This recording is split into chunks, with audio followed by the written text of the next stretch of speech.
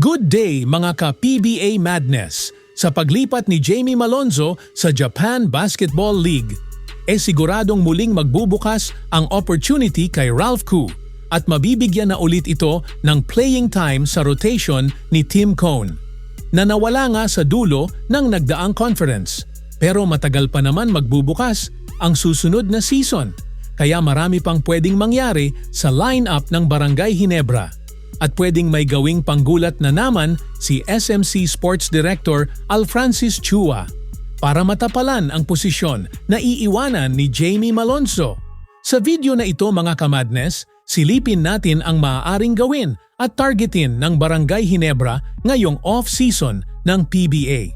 Isa sa posibleng maging solusyon ni Tim Cone makipag-trade sa Northport Batang Pier para makuha ang playing rights ni Dave Ildefonso. Pwedeng ibigay ng Ginebra sina Aljon Mariano, Jeremiah Gray at isang future second-round pick kapalit ni na Dave Ildefonso at ni Joshua Munzon.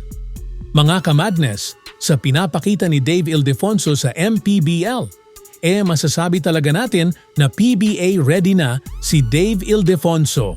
At kung hindi talaga magkasundo ang kampo ni Dave sa Northport Management, siguradong hindi tatanggi ang kampo ni Dave, lalo na kung si Tim Cone ang hahawak kay Dave sa unang taon nito sa PBA. At kung mapasama pa sa package si Joshua Munzon, mas lalong magiging solid ang guard rotation ng Barangay Ginebra sa susunod na season.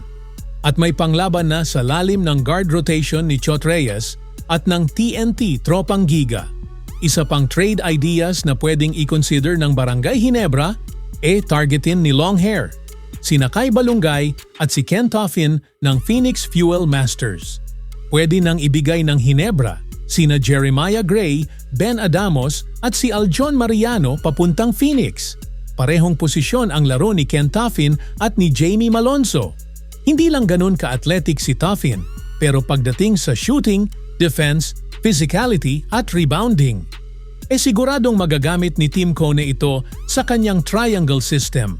Kaya kung mapapayag ng SMC ang Phoenix para bitawan nila ang dalawang players na ito, siguradong hindi mararamdaman ni Coach Tim Cone ang pagkawala ni Jamie Malonzo next season. Trade ideas lang naman ito. Kayo mga kamadness, sino sa tingin ninyo ang bagay na targetin ni Longhair na pamalit sa pwesto ni Jamie Malonzo na pasok sa triangle system ni Coach Tim Cone?